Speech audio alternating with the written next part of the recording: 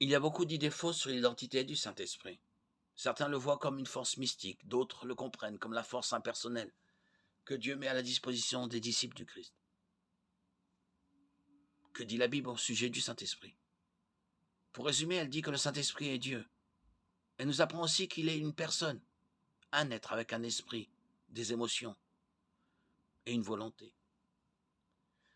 La divinité du Saint-Esprit est clairement attestée dans de nombreux passages des Écritures, notamment Actes 5, 3, 4.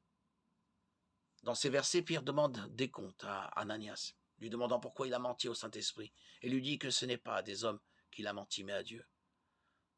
Cela montre clairement que mentir au Saint-Esprit, c'est mentir à Dieu.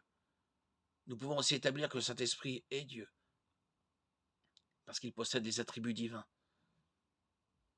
Son omniprésence, par exemple, est attestée dans le psaume 139, 7, 8.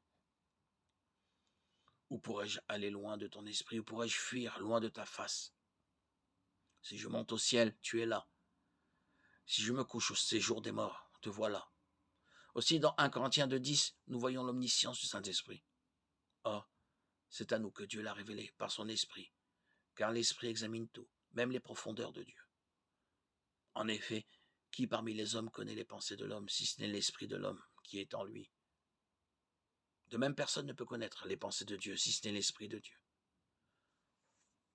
Nous pouvons savoir que le Saint-Esprit est effectivement une personne divine, parce qu'il possède un esprit, des émotions et une volonté. Il pense et sait. 1 Corinthiens 2,10. Il peut être attristé. Éphésiens 4, 30.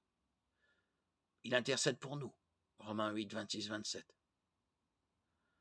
Il prend des décisions selon sa volonté. 1 Corinthiens 12, 7, 11. Il est Dieu. La troisième personne de la Trinité. En tant que Dieu. Il peut vraiment opérer comme le consolateur et le conseiller que Jésus a promis qu'il serait.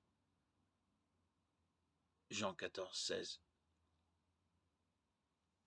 15, 26.